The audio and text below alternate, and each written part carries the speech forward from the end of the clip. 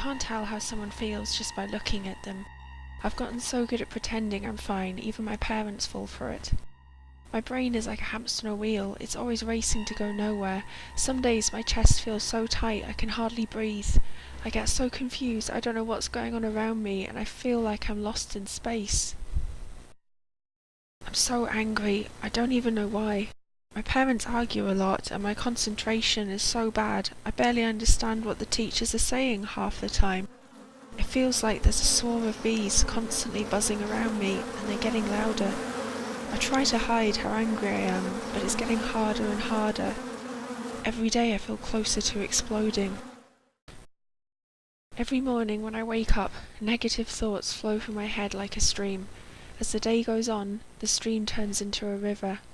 Some days it's so bad, it feels like a waterfall that's trying to pull me over the edge. The monsters in my head never go away. They're always there, telling me how stupid and fat and useless I am. I can't tell my friends or family, so I avoid spending time with them instead.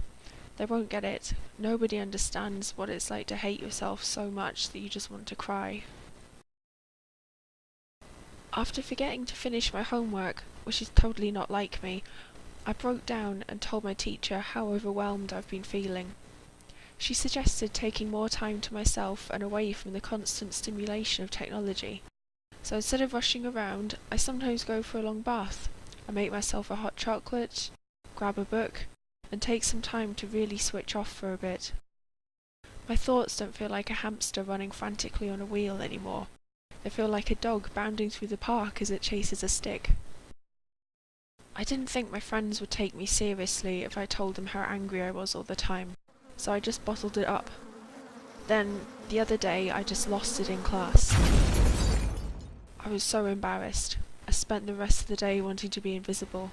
Sasha asked me what was wrong on the way home. Apparently, me being quiet worried her. I didn't want to say anything at first, but then she confessed how anxious she's been feeling. Her honesty made me want to open up too, so I admitted how on edge I was. Having someone who understands, doesn't judge, and is willing to listen has made a huge difference.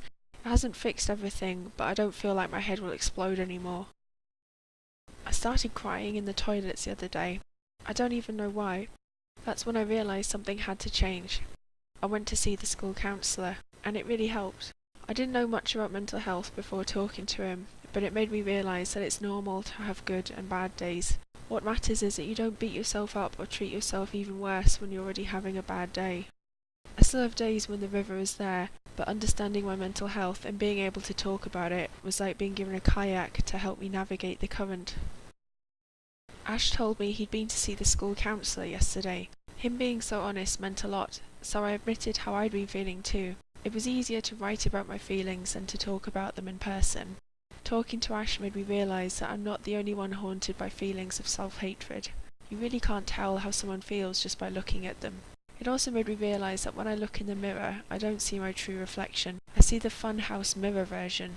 The way I see myself is completely different to how the rest of the world sees me. I talked to my mum, and she told me that she had confidence issues when she was younger too. It is a normal part of growing up. So now I go out as much as I can, even on days when I don't want to. I feel loads better for it and refuse to hold myself back from having fun. We all have mental health. Sometimes it's good, sometimes it's bad, and that's normal. Sometimes it helps to talk things through with our friends or family, or maybe even a teacher. Taking time out to relax and recharge can really help. When things get really bad, there are professional mental health services you can talk to. Whatever you're going through, there are people and places that can help.